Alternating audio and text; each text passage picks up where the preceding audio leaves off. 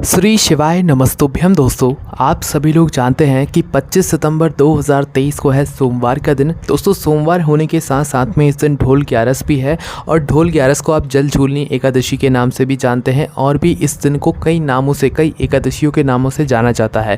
क्योंकि दोस्तों ये दिन ही इतना ज़्यादा विशेष और महत्वपूर्ण होता है, क्योंकि सबसे पहली चीज़ ये दिन सोमवार का है, ढोल ग्यारस का दिन है और जल झूलनी और भी कई तरह की एकादशियों के नामों पर यह दिन माना जाता है। अब दोस्तों, इस दिन की महत्वता बहुत बड़ी होती है और इस दिन आप जो भी उपाय करेंगे उनका फल आपको इतना बड़ा होकर मिलेगा जितने की आपने कल्पना भी नहीं करी होगी। उसका सबसे बड़ा कारण है इस दिन की विशेषताएं। सबसे पहली जो चीज़ है वो है सोमवार का दिन है ये। तो दोस्तों, आज की इस वीडियो में हम आपको वो उपाय बताने जा रहे हैं जो कि आप लोग अगर इस दिन करते हैं तो आपके जीवन में उन फलों की आपको प्राप्ति होगी जिसकी आप लंबे समय से कामना कर रहे होंगे।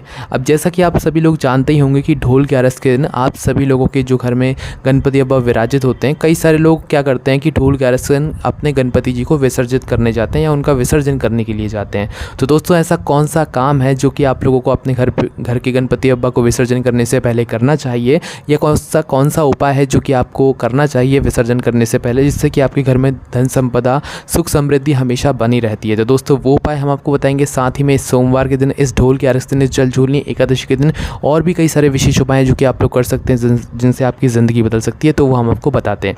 सबसे पहले हम आपको वही उपाय बताते हैं। दोस्तों, ढोल ग्यारस के दिन जो लोग भी अपने घर में जो गणेश जी मतलब विराजित किए हों, गणेश चतुर्थी के दिन चल ही रहे हैं, तो ढोल ग्यारस के दिन जो लोग भी अपने घर में से गणेश जी को जो है विसर्जन करने के लिए सोच रहे हैं या जाने वाले हैं, तो वो लोग यह वाला उपाय ज़रूर कर लें। या नहीं भी कर रहे हैं तो भी आप इस उपाय को इस दिन ज़रूर कर सकते हैं। वैसे दोस्तों, अगर देखा जाए तो गणेश जी का जो विसर्जन होता है वो अनंत चतुर्दशी के दिन होता है और उसी दिन सभी लोग विसर्जित करते हैं, पर कुछ लोग पहले भी करते हैं। तो उनके लिए और सभी लोगों के लिए भी यह उपाय बहुत ही ज़्यादा काम कर सकता है ना। तो सबसे पहले चीज़, यह उपाय आपके घर में धन संपदा को बढ़ा देगा, आपके घर में कभी भी पैसों की कमी नहीं होने देगा, है ना।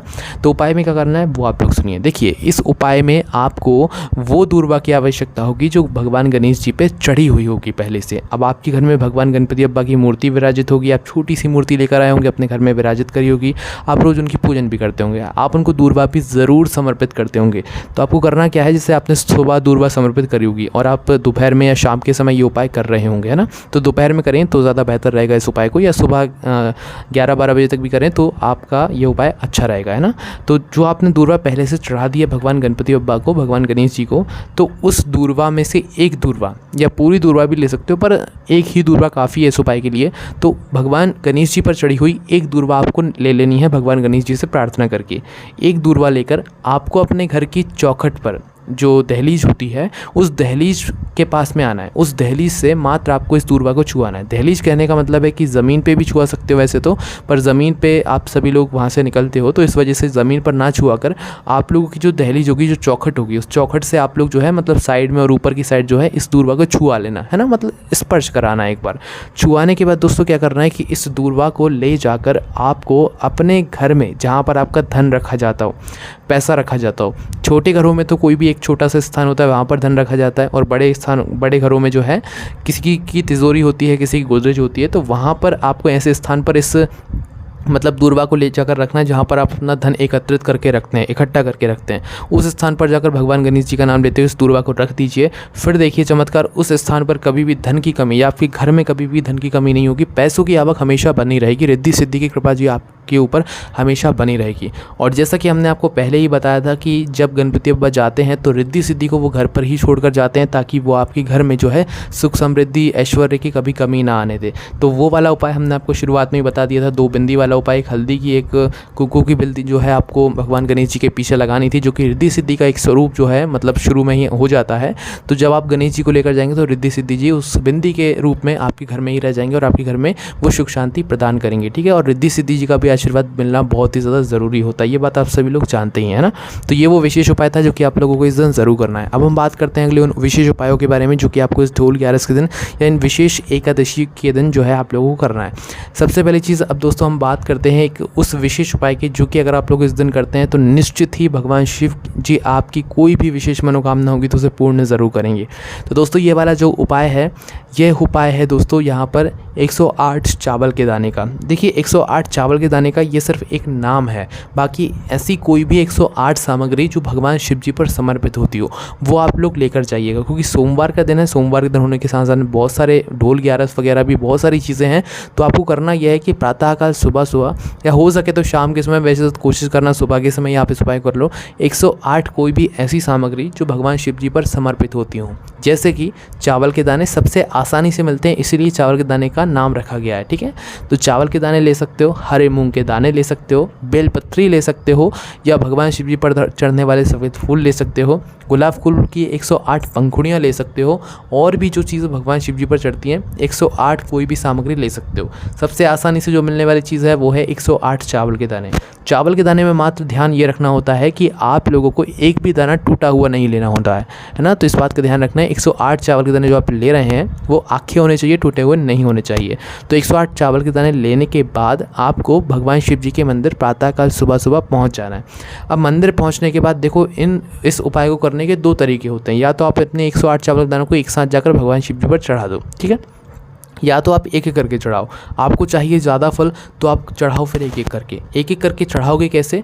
जैसे कि 108 चावल के दाने आप गिनकर पहले से आपने अपने पास में रख लिया। अब एक दाना भगवान शिव जी पर चढ़ाया, श्री शिवाय नमस्तुभ्यम बोल दिया, पहला चावल के दाने पर मंत्र बोल दिया, दूसरे चावल के दाने पर वापस मंत्र बोल दिया।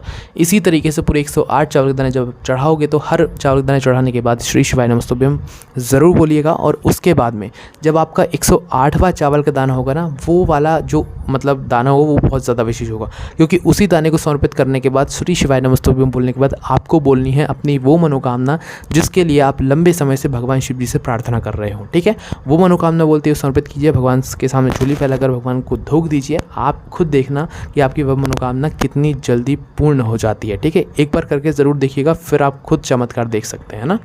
चलिए दोस्तों, अब बात करते हैं अगले उपाय के बारे में, जो कि आप इस दिन अगर करते हैं तो आपको निश्चित ही विशेष फल की यहाँ पर प्राप्ति होगी। अब दोस्तों, 108 बिंदी वाला उपाय भी आपने सुना होगा। ये उपाय आप लोगों को शायद पहले से पता होते होंगे, पर हम आपको ये उपाय याद दिलाते हैं ताकि आप इन उपाय को और अच्छे से समझ सकें, और इस दिन भी ज़रूर करें, क्योंकि सोमवार का दिन तो होता ही है। सोमवार के दिन ही जब और ज़्यादा विशेष दिन पड़ जाते हैं तो भाई उसकी महत्वता और ज़्यादा बढ़ जाती है। जैसे कि ढोल ग्यारस और एकादशी पड़ रही है, तो भाई इसीलिए आपको यह उपाय इस दिन ज़रूर करने चाहिए ना। करना क्या है इस उपाय में? एक बेलपत्री लेना। ये उपाय भी मनोकामना पूर्ति का ही विशेष उपाय है। तो इस उपाय में आपको लेना है मात्र एक बेलपत्री की, ऐसी बेलपत्री जिस बेलपत्री में उस बेलपत्री की डंडी में डूंठ लगा हुआ हो। मतलब बेलपत्री की डंडी जो होती है ना, उस डंडी के आखिरी भाग में एक मोटा मोटा सा भाग होता है जिसे डूंठ या गुट कहते हो आप लोग। तो वैसी बेलपत्री लेकर आना है, साथ में थोड़ा सा पीला चंदन रखना है और पहुंच जाना है भगवान शिव जी के मंदिर में। भगवान शिव जी के मंदिर में जैसे ही आप लोग पहुंचते हैं तो अब क्या करना है वो आप देखो। भगवान शिव जी के पास में बैठ जाओ, अपनी पूजन अर्चना कर लो, सब कर लो, जल चढ़ा दो, सब हो जाएगा, है ना। उसके बाद में आपको ये उपाय करना है। अपनी वह बेलपत्र में से सबसे पहले वो बेलपत्र की डंडी का आखिरी का डूंठ देखना है। एक ही बेलपत्री उपाय में उपयोग होगी कि उस बेलपत्री की डंडी का आखिरी में एक भाग देखना, मोटा मोटा सा डंडी होगी, मोटी मोटी से भाग होगी, गुट होगा, डूंठ होगा। उसको मात्र उतने से मोटे मोटे से भाग को तोड़ लेना है। तोड़ने के बाद उस मोटे मोटे से भाग को, गुट को आपको अपने पीले चंदन में घोल लेना है। पीले चंदन में थोड़ा सा पानी डालकर उसके अंदर घोल लेना है, ठीक है। पूरे में रंग जाएगा ये। उसके बाद इसी डूंठ से, अब आपके डूंठ पर जो है पीला चंदन लग गया होगा, इसी डूंठ से अब अपनी इस बेलपत्र पर बिंदियाँ लगाओ। कितनी बिंदियाँ लगाओगे? पूरी 108 बिंदियाँ लगाओगे। कितनी पत्ती पर लगाओगे? एक बेलपत्री में 3 पत्तियाँ होते हैं, तीनों पत्तियों को मिलाकर जो है 108 बिंदियाँ आपकी पूरी लगी होनी चाहिए, ठीक है।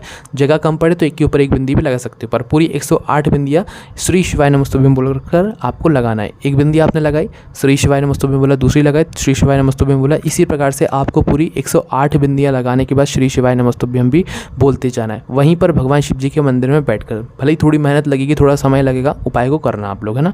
108 बिंदियाँ जैसी लग जाए तो डूंठ गुट को तो आप लोग रख दो साइड में। इस बेलपत्र को पूरे मन और पूरे भाव से समर्पित कर दो भगवान शिव जी की शिवलिंग के ऊपर। समर्पित करने के बाद भगवान से प्रार्थना करो, जो आपको मांगना है वो मांगो, मनोकामना जो बोलना है वो आप बोल दो, है ना। वह मनोकामना आपकी जल्दी नहीं, बहुत जल्दी पूर्ण होगी, क्योंकि आपने इस उपाय को किया ही एक ऐसे विशेष दिन पर है ना। तो चलिए दोस्तों, अब हम बात करते हैं कुछ ऐसे अगले विशेष उपाय के बारे में, जो कि अगर आप लोग इस दिन करते हैं तो आपके जीवन में वो बदलाव आएंगे जिसकी आपने कभी कल्पना भी नहीं करी होगी। अब दोस्तों, जो हम आपको अगला उपाय बताने जा रहे हैं सोमवार के दिन किया जाने वाला, ये 3 दीपक वाला उपाय है, जो कि आपको करना है शाम के समय प्रदोष काल में। इस उपाय को करने से होगा ये कि आपके घर में धन संपदा की जो कमी है वो दूर होगी, सुख शांति आपके घर में आएगी, और आपके घर के परिवार जनों को जो मतलब सदस्य जो होंगे वो अच्छे से रहेंगे, है ना। सभी लोगों के मन में खुशियाँ होंगी। तो करना क्या है, 3 दीपक वाला उपाय कैसा है? तो देखो 3 दीपक वाला उपाय में आपको करना ही है, और सिर्फ सोमवार का ये उपाय है, ऐसे हर किसी दिन ये उपाय को नहीं करना है ना। सोमवार का विशेष दिन है, तो इसलिए ये उपाय का फल आपको ज़रूर मिलेगा। तो शाम के समय प्रदोष काल में लगभग 6 बजे के बाद आप अपने घर में 3 आटे के दीपक तैयार करना। किस चीज़ के? आटे के दीपक, है ना।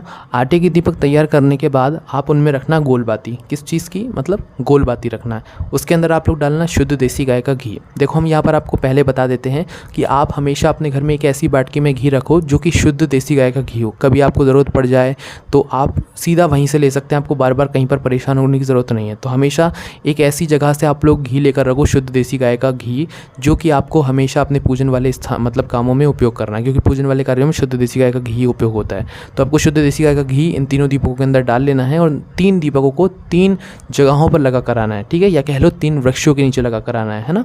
अब अपने घर से प्लेट में रख के या किसी भी चीज़ में रख के आप इन तीनों दीपकों को लेकर निकलना। सबसे पहले जाना आप लोग बेलपत्री के वृक्ष के नीचे। किस चीज़ के नीचे?